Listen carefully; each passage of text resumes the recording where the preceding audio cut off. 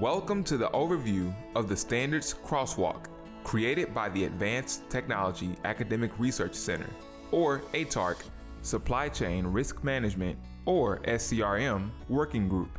Teresa Kinney, NASA SEWP Deputy Program Manager and Director for Operations and Communications, is the executive sponsor, and Alexander Marshall, Technical Strategy Manager, also from NASA SEWP, in the role of lead. Additional members of the team included are Eric Choi at NASA SEWP, John Kofancesco at Fortress, Demetrius Davis at MITRE, Christina Johnson at Cisco, John Johnson at NASA SEWP, Kirsten Patton at ATARC, Kim Ranke at Red Horse Corporation, Robert Salvia at Fortress, Tom Suter at ATARC, Carol Woody at CMU SEI, Michael Van Woody, a consultant at DHS, and Lisa Zellers at Red Horse Corporation.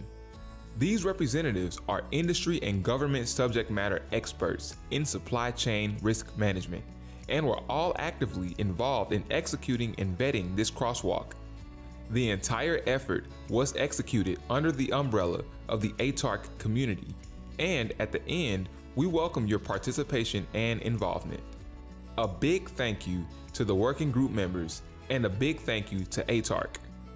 Please note that the crosswalk white paper is located on the NASA SEWP homepage at sewp.nasa.gov, and our friends at ATARC will make this document and presentation available through their website to accompany this video. In this presentation, we will cover the executive summary, the background, the challenge question, the methodology, process, and approach, the analysis, the results, the current policies and executive orders considered, the conclusions, limitations, and implications, and the ATARC SCRM Working Group next steps. There is confusion as this topic has emerged, since it blends traditional supply chain management practices with cyber-hygiene elements into a single approach. All federal agencies must use voluntary consensus standards in lieu of government unique standards in their procurement and regulatory activities, except where inconsistent with law or otherwise impractical. See OMB Circular Number A-119. At the National Institute of Standards and Technology, or NIST, Best C SCRM Practices Conference, they stated, "There are a surprising number of standards and guidelines for supply chain risk management, as they have identified ISO 20243 for acceptable use for help protecting the cyber supply chain. This effort was to investigate how well, and specifically to what extent, the ISO 20243 standards for SCRM applied for federal use. Supply chain risk management has emerged as a matter of critical national importance, and it is a topic of significant complexity. Increasing this complexity has been the cyber hygiene element that has emerged as a stated issue.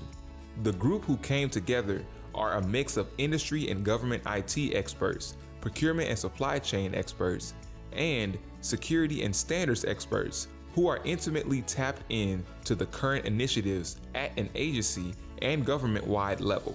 With the knowledge of what the SCRM standards were, the consensus was that it would be helpful to account for any that are applicable by NIST.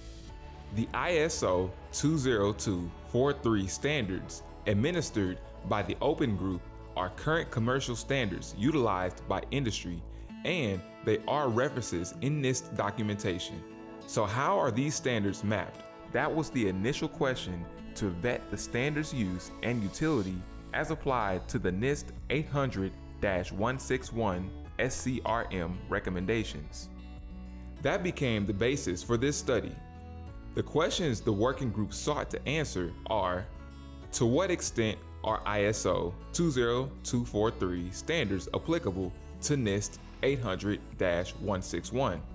Can these two standards and guidelines be mapped as to how they complement and/or contradict one another? And to what extent can the ISO 20243 standards be used by agency buyers to help fulfill their obligations associated with NIST 800-161. This slide indicated the primary documents that serves as a bibliography of sorts. These were the policy and guidance documents that are most applicable to the current SCRM discussion that were accounted for and reviewed by the working group. The first standards document the working group reviewed were the ISO/IEC 20243-1, 2018 and ISO/IEC 20243-2, 2018. 20243-1 were the standards themselves, and 20243-2 were the instructions required of vendors required for their certification. Therefore, we focus our efforts exclusively on 20243-1 for the purposes of this mapping.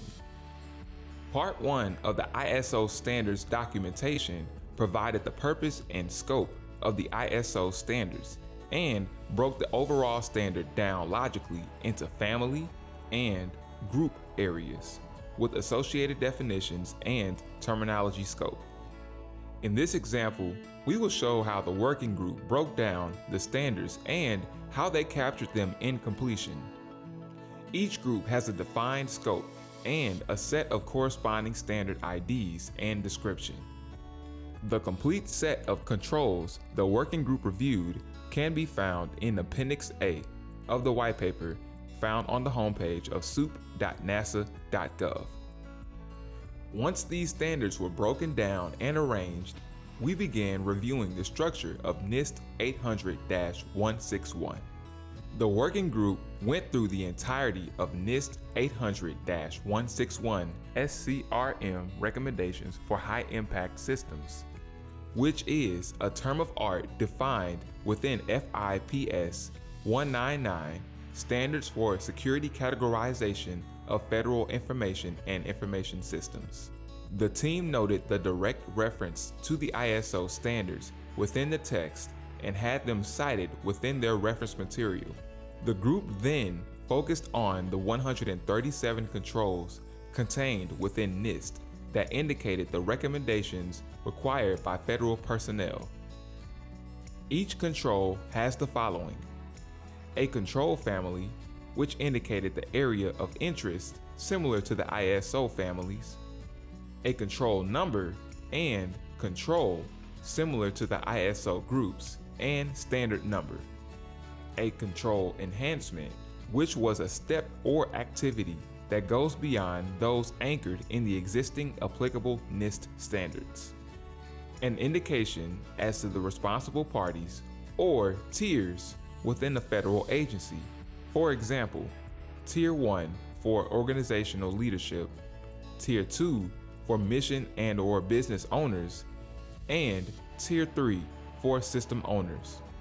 In addition, the controls have a corresponding NIST reference that sourced and mapped the control to the other NIST special publications and interagency reports. As with the ISO standards, the working group captured and organized the NIST controls between the family, control number, control definition, tier responsibility, and corresponding sources. Contained within the controls were over 75 references to various NIST publications, Department of Defense or DoD references, OMB memorandum, and other materials. The complete list of controls and complete list of references can be found in the appendices of the white paper found at SEWP.nasa.gov. The other foundational NIST document on SCRM is NIST IR 7622. As with NIST 800-161, this document indicated particular activities suggested as practices as well as the responsible parties for these practices: federal executives, CIOs, CISOs, contracting, legal, and mission and/or business owners. The guidance also indicated suggested actions and activities for various roles within the supply chain exchange: the acquirer, the integrator, and the supplier. Because the ISO standards were particular to industry, the working group focused on the supplier requirement to see if the ISO standards corresponded with the supplier requirements, captured them, and organized them between the general, technical, and verification and validation requirements as indicated in the example above. The complete table can be found in the appendix of the white paper that can be found on the main page of SEWP.nasa.gov. Finally, the working group did a textual and requirements analysis for DoD 5000.90. They identified some of the requirements for program managers at the Department of Defense, which include: consider the source of products that may be supplied to fulfill program requirements, and seek alternatives to design of performance specifications or other program requirements that may necessitate the use of sources owned by, controlled by, or subject to the jurisdiction of a foreign adversary's government. It also requires that the program managers will maintain a complete list that shows, to the furthest extent possible, the ownership of commercial companies that currently do or potentially will supply hardware, software, or firmware components to the program, technology relationships with other companies that are known to already be under the influence or control of threat actors. It also calls for program managers to take action to manage supply chain risks, including those associated with foreign ownership, control, or influence concerns commensurate with the risk tolerance level of the system or mission in question. Counter risks to and from a product by applying a framework for cybersecurity SCRM tolerance with the importance of the systems purchased. Use assured suppliers or appropriate SCRM countermeasures for system elements that perform mission-critical functions. The analysis. By breaking down each individual standard document into their component controls or activities, the process of cross-referencing drew out the overlap of requirements and also resulted in an unanticipated outcome that could help frame future conversations. One cause of confusion in current SCRM discussions is determining the boundaries between traditional supply chain management and the cyber-hygiene efforts that underpin most of the dialogue. By organizing the information associated with NIST 161, the additional NIST control references were categorized between the domains. The NIST references found within each control were related to one of the following domains: information security, information management, identity management, risk management, supply chain management, and procurement management. Each NIST reference was tagged and color-coded to a particular domain, as in the below example. As in this example from the working group, by categorizing the NIST references into their domains, we were able to indicate the domain of that family in order to understand the language used and complexity contained within the subject matter. One set of controls pertaining to supply chain risk management had self-evident relevance to the scope of the ISO standards. Under the supply chain protection control, there were a number of control enhancements, so the working group pulled out these recommendations and crosswalked them to the ISO standards. Each individual control enhancement was reviewed and compared to the ISO controls to determine if the ISO controls met the need found within the control enhancement. In this scheme, the color code was green, yellow, and red to indicate whether the supply chain protection need was met, partially met, or not met by the ISO standards, as in this sample below. The working group then indicated how well the standards mapped to each of the controls to determine if they fully, partially, or did not meet the guidance need. The results are indicated in the table above. The working group did the same to NIST IR 7622 and color-coded how well the standards met what was required of the supplier base as a recommendation. As with the prior slide, green indicated the recommendations appearing to be fully met by the standards. Yellow indicated that the recommendations were partially met by the standards, and red indicated that the recommendations were not met by the standards. DoD 5000.90 was assessed textually to determine if the ISO standards A. enhanced their ability for the DoD to execute their SCRM acquisition policies, B. supported the ability for DoD to execute their SCRM acquisition policies, C. contradicted the ability for DoD to execute their SCRM acquisition policies, or D. were not relevant and had no relationship. The results: Crosswalk Summary 800-161. The early textual review of the purpose, goals, and objectives indicated that NIST 800-161 covers a wide SCRM territory with recommended actions or considerations for a variety of stakeholders. The guidance is very clear that for high-impact systems, agencies need to develop organizational information and communications technology, or ICT, SCRM requirements for suppliers for inclusion in contracts that are tailored to the type of contract and the agency's business needs. It further required agencies to develop organizational procedures to detect counterfeit and compromised ICT products prior to their deployment. They recommend that agencies develop organizational procedures to detect ICT products that are counterfeit and have been compromised prior to their deployment to an operational environment. It was concluded that mapping the ISO standards to particular NIST controls would provide a tool to government acquisition teams in support of their due diligence with regards to SCRM. Such mapping would also assist the acquisition teams to include within their requirements the appropriate NIST 800-161 requirements. A review of the information broken down by subject domains and their corresponding categorized reference material identified the scope and breadth of the activities recommended by NIST 800-161.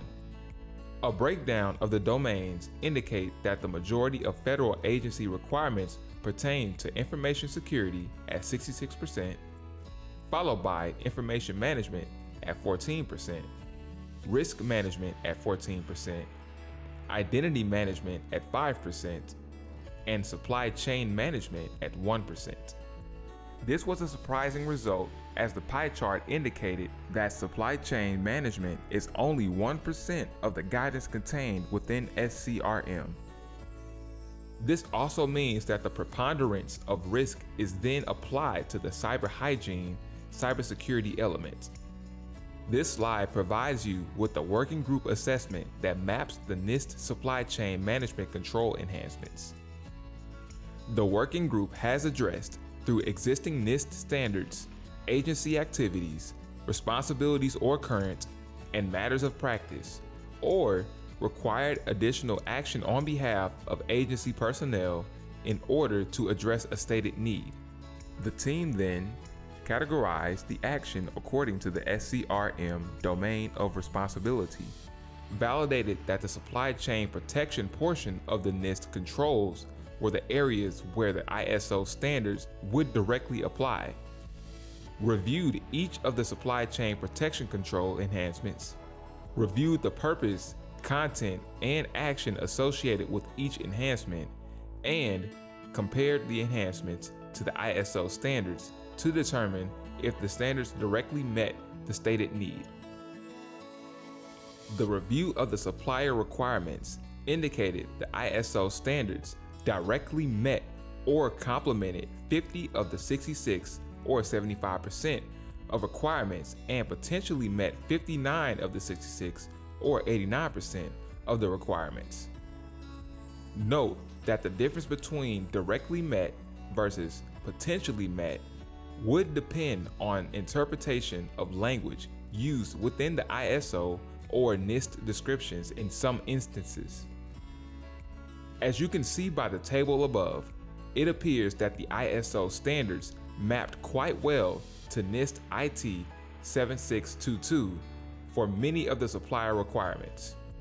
The DoD order identified the appropriate actions associated with a particular risk tolerance, ranging from high to very low tolerance. The ISO standards appear to be closely associated with the desired actions for a high tolerance risk environment. DoD included more best practice guidance with these activities, such as understanding ownership controls, using approved product lists, and leveraging applicable industry standards. ISO 20243 would be an example of an industry standard that could be applied along with the other measures required of program managers. Aside from this one aspect, there was no direct attributable way to map the ISO standards to this DoD instructional letter.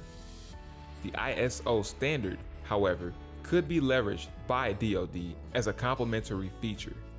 As this crosswalk was being completed, groups in the federal government were continuing to issue guidance and policy pertaining to the SCRM initiative. The working group reviewed the Cybersecurity and Infrastructure Security Agency, or CISA, recommendations for defending against software supply chain attacks.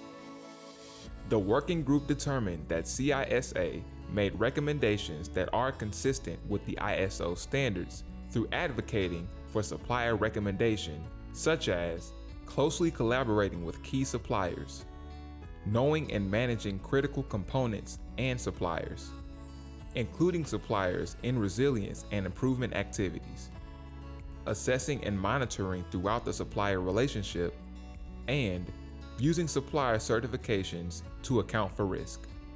The working group also recognizes that the CISA guidance is focused on SCRM primarily for software. Therefore, there is a limitation to the application of the ISO standards. The practices do, however, appear consistent with many of the principles that underlie the ISO standards and are consistent with the general SCRM practices recommended by the NASA SEWP PMO. The working group also reviewed the Biden administration executive order on improving the nation's cybersecurity, which includes supply chain as one of the areas of focus. Nothing in the ISO standards contradict what is called for in this initiative, and it could be a tool that suppliers and government use. However, there is no direct correlation between the two at this time.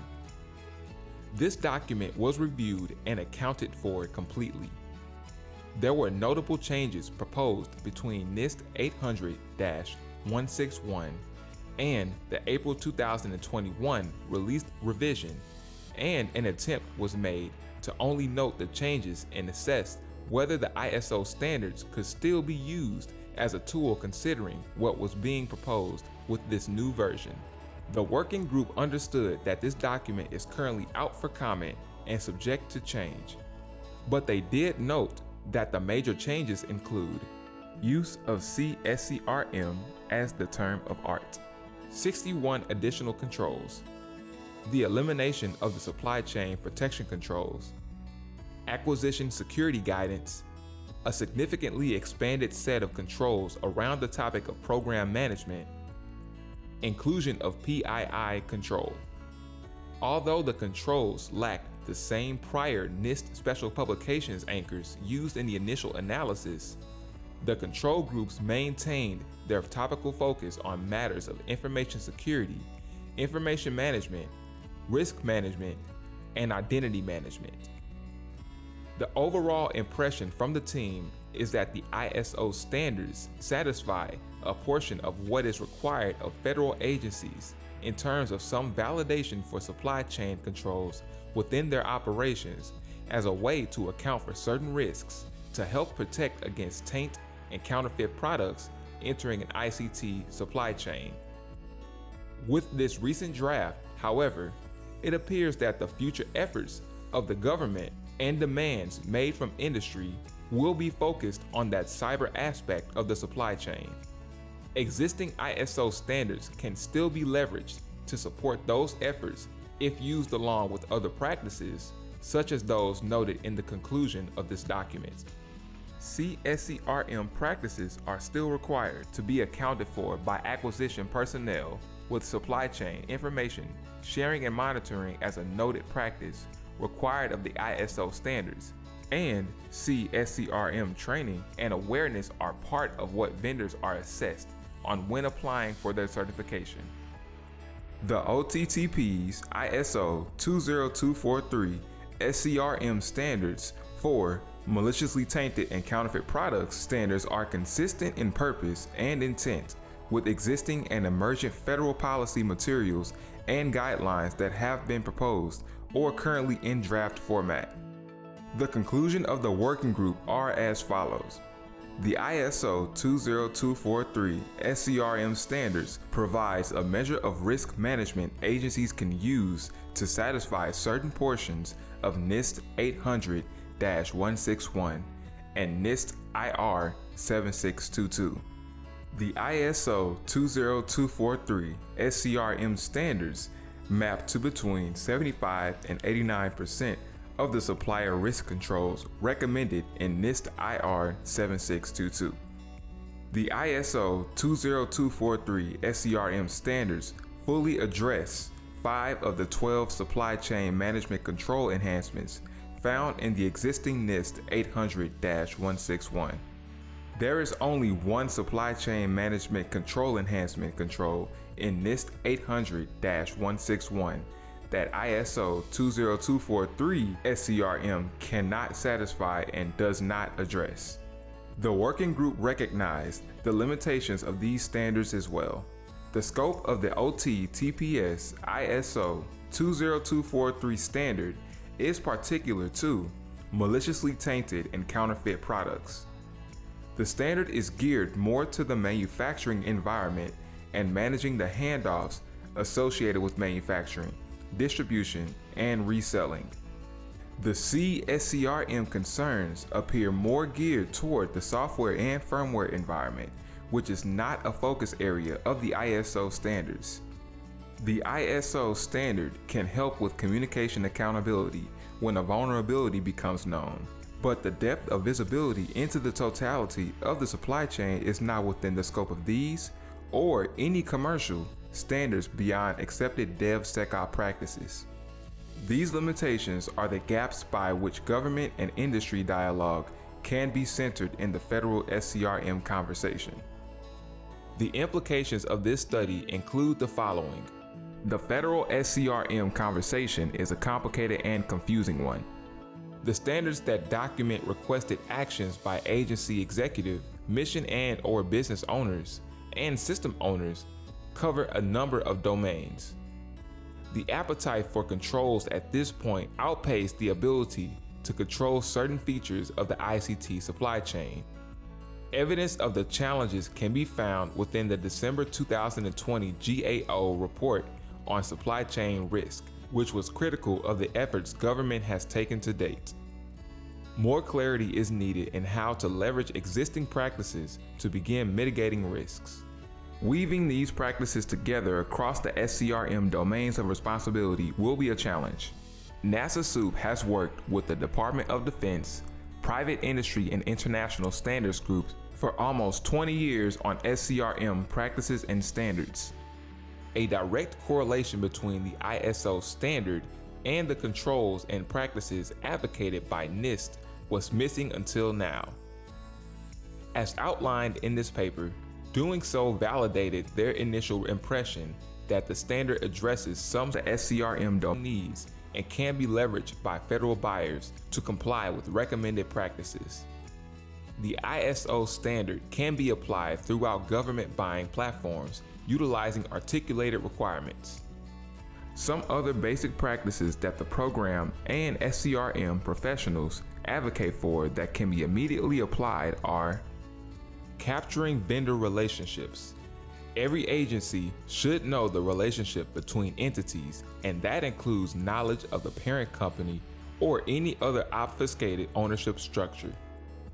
Authorized resellers. Authorized resellers are a common approach in the federal market, but the terminology is ill-defined, or more precisely, multi-defined.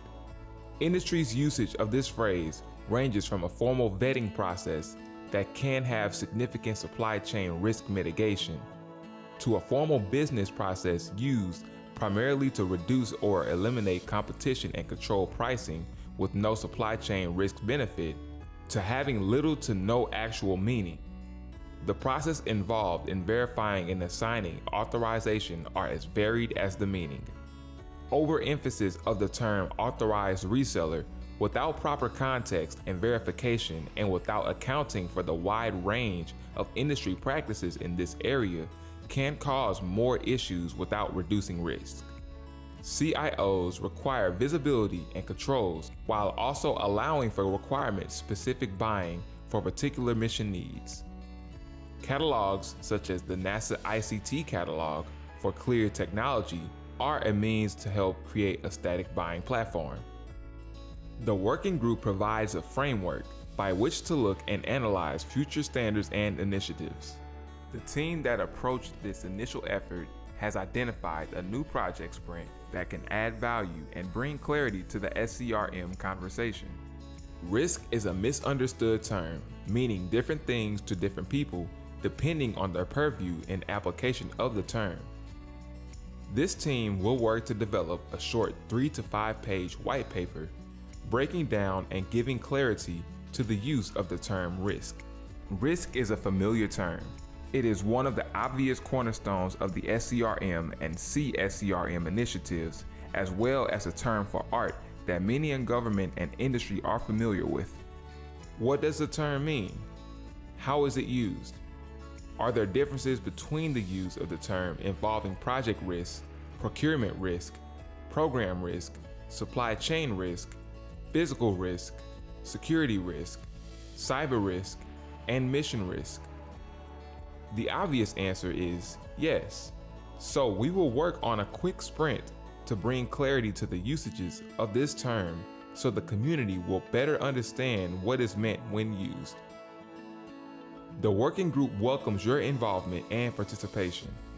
If you would like to either join or listen in while the group moves this sprint forward, they would welcome your input and involvement. If you would like to get involved, or if you have any further questions, please contact Kirsten Patton at kpatton@atarc.org or Nicole Mendez at nmendez@atarc.org. Thank you for watching this presentation. We hope this assessment will assist federal buyers in accounting for part of their SCRM responsibilities. Please feel free to contact any of the team members directly for any additional questions about this study. For any questions about the NASA SEWP program, please contact SEWP at help@sewp.nasa.gov.